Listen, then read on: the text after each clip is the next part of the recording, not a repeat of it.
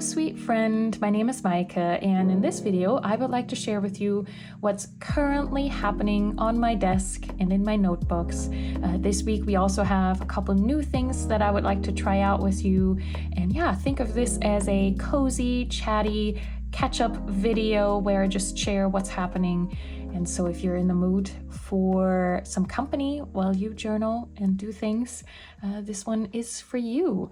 And how about we start with a new and shiny thing? I ordered from Traveler's Company, and I got this cool Traveler's Times with it. So maybe we can take a look at that in just a moment. And I bought their collaboration pocket watercolor palette that they created with Art Toolkit. And I've been humming and hawing about this for quite a while, and Art Toolkit palettes in general. But I just really loved this warm color, this warmer, well, on camera it looks very goldeny, bronzy, and I feel like on photos it looks this color as well often. But in real life, now that I'm looking at it, it's actually quite a bit more rosy gold, like a bronzy rosy gold. So it has quite a bit more red in it than it appears now on camera. But yeah, so pretty. But this is, yeah, I think this is etched in. I wasn't quite sure if this was an application, but yeah, that's etched in. So travel and sketch with Traveler's Notebook. So this sketching, or etching and this color is what makes this the special collaboration product. But the inside of all art toolkits are pretty similar. And ooh, here you can see, you can fill it with colors, and you can customize your configuration in terms of how many pans you want to have in here and the size and how you want them to be laid out. And this one has an extra space for mixing on there. So this is it almost feels like vinyl, and maybe it is. It's just this white, almost like this white sticker so you can use this for mixing your colors. Same with this. But I think this is gonna be plenty space for all my colors. Yeah. And so this year, I really want to get back into sketching on location or drawing in the moment when I'm out and about, sitting at a cafe, those kinds of things. And, you know, of course, these watercolor palettes, these more ubiquitous ones, they're small too, I mean, they're pretty much hand-sized, but compared to this one, it is quite a bit smaller and so much thinner and more lightweight, of course.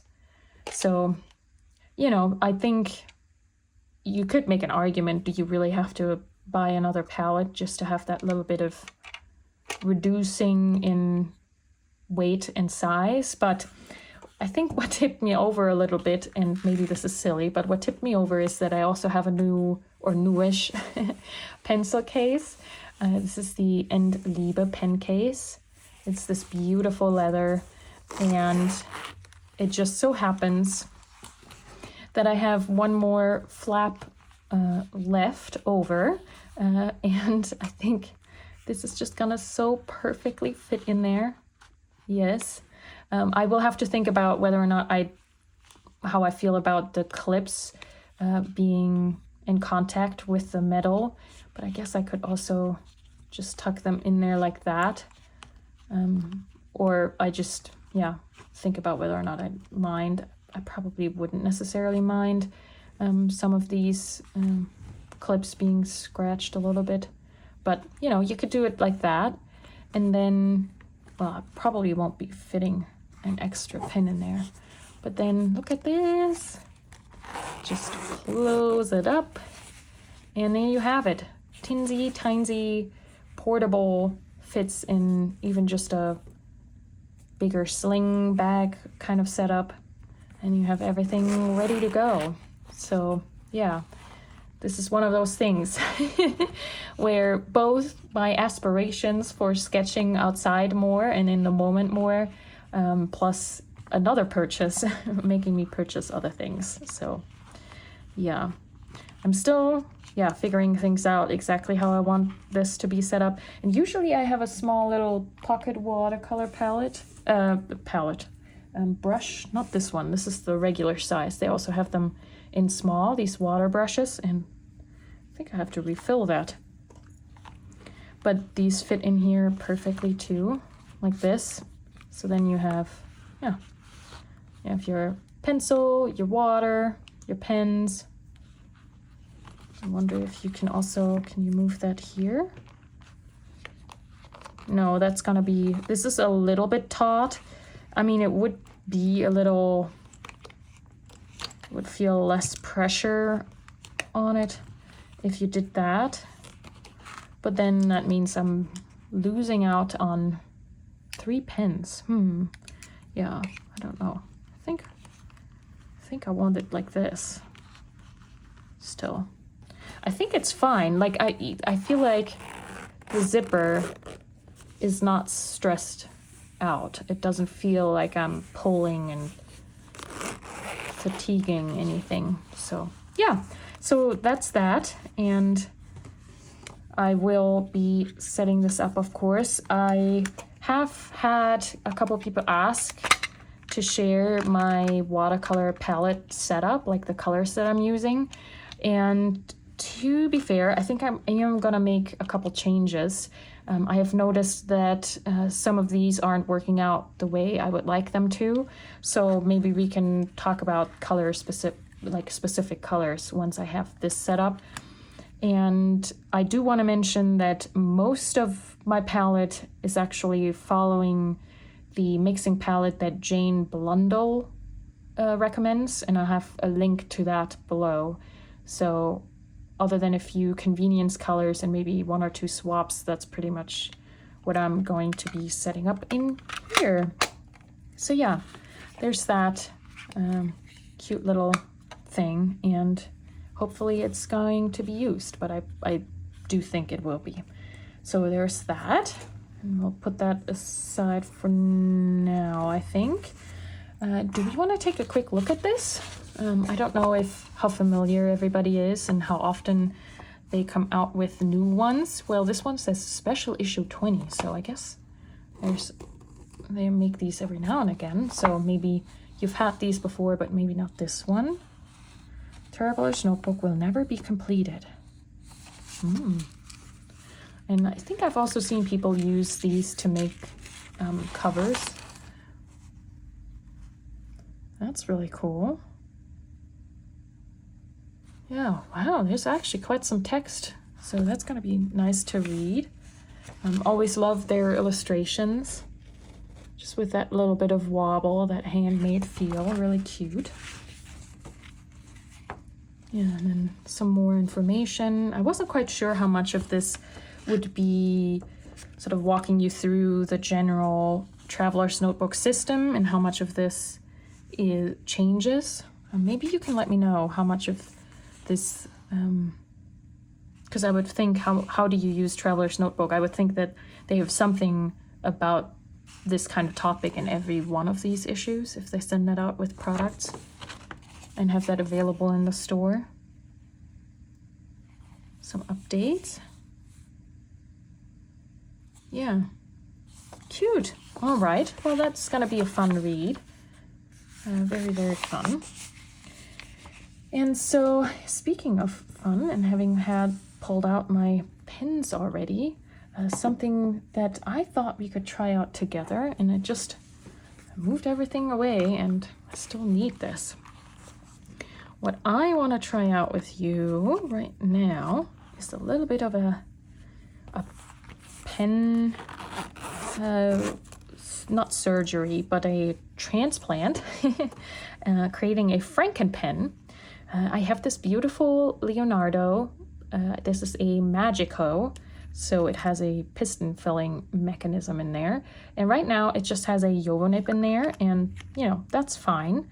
But I recently bought these housings by the flexible Nib Factory, with which you can put your sailor nibs into Yovo pens. And although this nib specifically isn't necessarily gonna always live in this pen, I am just so eager to test this out and see what happens that, yeah, we're gonna do that. And first step, I guess, would be to twist out this Yovo nib. And there's ink in here. This is Teranishi Opera Rose. So this nib is gonna have some ink on there. And so you just turn, turn, turn. And it being a piston filler, we're gonna have to be careful because the ink is obviously right in the body. And maybe I can zoom you in a little bit. Like so. So yeah, that ink is just sloshing around in there. So maybe we'll, where can I put it? Right there. I'm just leaning it against something for now. So that's the Yovo nib. And so now we have the sailor feed and the sailor nib. And this is a 14, I bought a couple different ones. I have a couple, this one is for the 21 karat gold nib by Sailor. And then I have these two for the 14. This C stands for converter. So this is for pens that use a converter. But since this is a piston filler, we'll use the non-converter housing.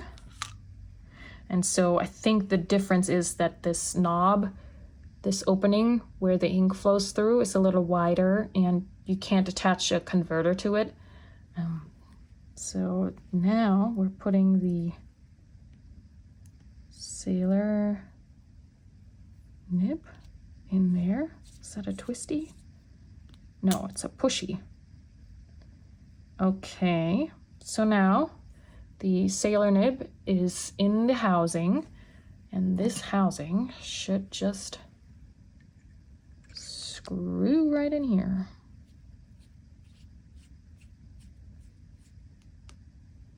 Just like that. All right, well, that looks like it's supposed to. Cool. All right, and because I don't want to wait too long for the ink to flow through, I'm just gonna force a little ink through the nib so we can go ahead and try this out.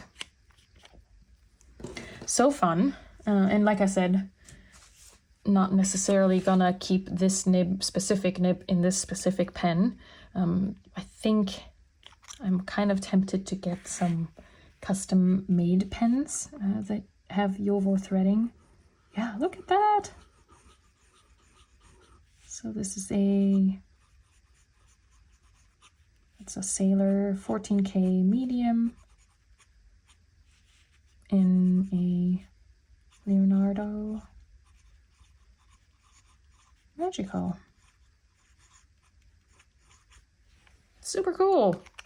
All right, well, that works out great. Well, that's really fun. I'll have those linked below. They have a bunch of different pens, so you just have to make sure you buy the right housing for what you want to transplant. So the origin nib and what you're gonna want to put it into. And then keep a lookout for the converter, non-converter, because obviously that makes a difference. But how fun is that? Of course, thanks Simone. She has been talking a lot about the Frankensteining pens, and I think it was through her that I even learned about the flexible Nib Factory folks. So yeah, I'll have Simone linked below too. Oh man, this is so fun. Look at that.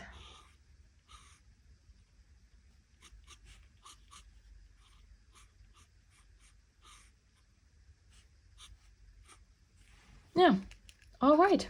How cool is that? So that is those things. And then I thought we could maybe take a look at my Midori one day, one page and catch up a little bit because I'm, well, behind is maybe not the right word because the the pages aren't dated, and I did make notes, but I haven't committed to anything. So here, for example, I was cleaning up my office. I had a couple older sketchbooks, and a lot of those I archived. So I scanned them and took photos, and then recycled the paper. But for example, these two drawings I wanted to keep. This is a older character of mine that I worked on and had a comic for. This is Miss U. And so I thought it would be fun to, write about archiving all those sketchbooks and what that felt like, revisiting all of that old work. But then also I thought I could glue these in. So these are laying in here, but haven't done anything yet. And same here, I have a couple things, but haven't really committed to anything. But I did set up this page just talking about 2 books that I finished this month, one of which is If Cats Disappeared from the World. Let me know if anybody of you has read this. This is a shorter Japanese book, and it's quirky. I don't quite know what to make of it.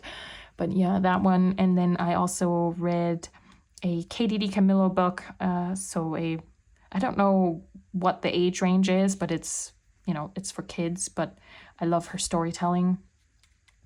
So this one's called Lost Evangeline. Not my favorite of hers, unfortunately. So yeah, there's that. But my point in opening this up to this page is I drew this little cat representation of myself doing some research, and I thought we could color this in together. And speaking of coloring, I was sent, whoa, this is so big, doesn't even fit in the screen. I was sent this big pack of Ohuhu paper-friendly water-based markers. This is 120 colors. Look at this. This is ginormous. I don't think I've ever had colored like this many colors in any of my art materials. This is so fun. This makes childhood me so happy. And it comes in this beautiful zipper case. Let's open this up and see. Boy, oh boy. Okay, you get a swatch card. That's really nice. So I'll have to fill those in. And then you can also get an overview of the colors on this paper here. Wow. And why I said yes to them sending this to me is because they claim that this set of markers, these specific markers, are paper friendly. So they are less likely to pill on papers, and especially if you go over it multiple times. And I thought, well, that might be very interesting for all of us journalers to test this out on different journal paper. Because that might be a fun way to bring some color into journaling. And yeah, shape-wise, they're very similar to Tombow markers, but they're quite a bit cheaper. And I'll have a link to this set in the video description. Wow, so many colors. Look at that. It just keeps going and going. And these groupings of colors, they're all on these separate trays, which I guess that's really handy to have. My goodness. So here you get some more of the neutral browns and grays. Ooh, more gray and neon. Wow. Yeah, I mean, the color assortment is super good. Whoa, sorry. All right, well, lots to try out here. I guess I'm gonna go swatch these so I can figure out and pick out some colors, and then we get to coloring. Here they all are, swatched. It's so joyful to see all the colors of the rainbow together. Love a good swatch page. And I do feel like, just on first glance, that this color assortment is really good. I think you can be happy with those 120 colors and wouldn't necessarily have to supplement with any other markers. The one thing I think personally I would wish is for another dark brown that's a little bit more saturated than this 81 bitter chocolate or even the burnt ochre. Yeah, I think I could do with another dark brown that has a little bit more red to it. But yeah, overall, really nice. I like that we have some softer, paler colors. That's always so good when combining it with line art because it doesn't overwhelm the lines. So that's definitely something that I look for in a set of markers.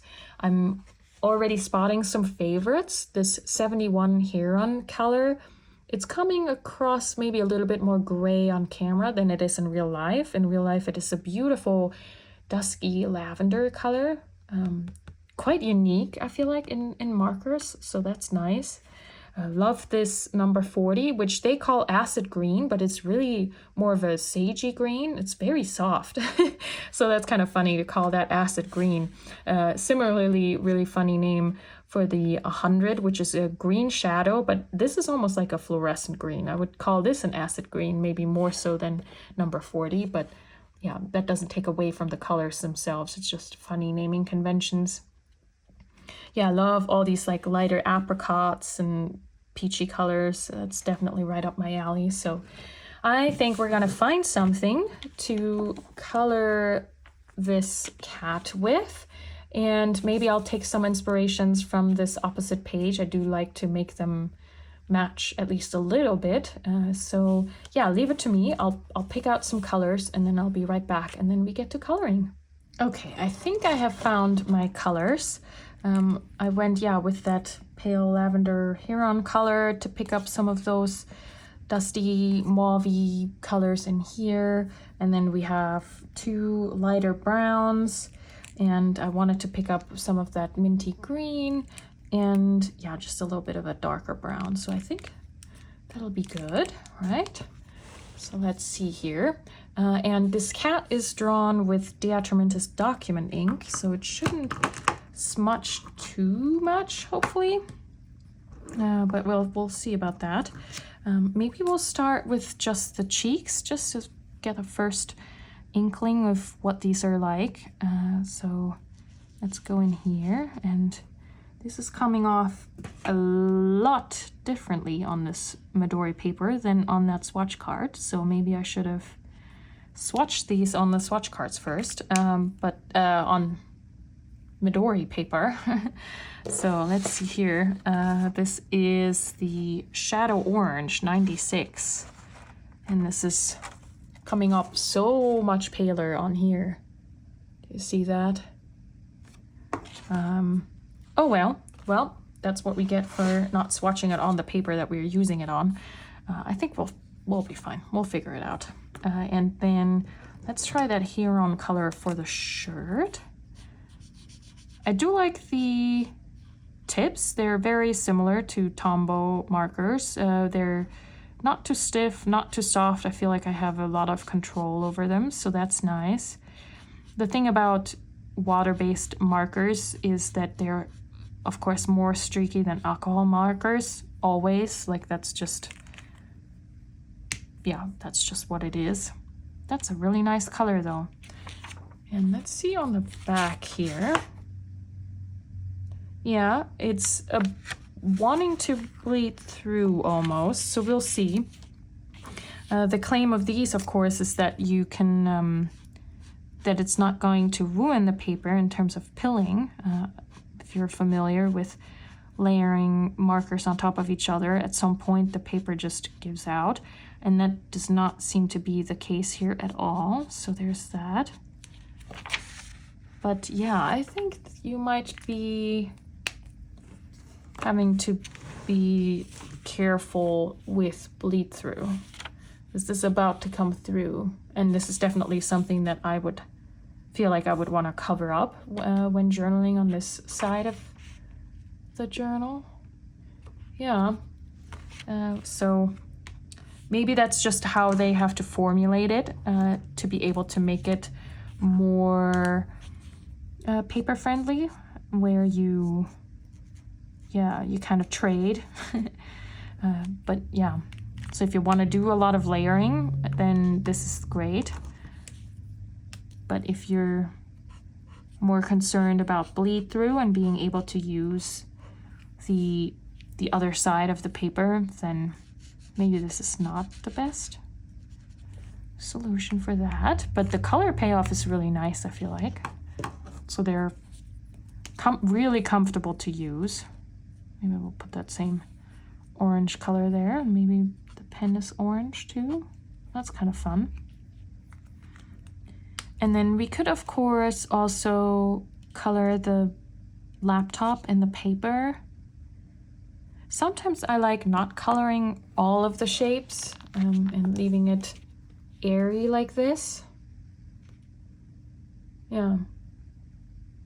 Has a little bit more breathing room, if you know what I mean.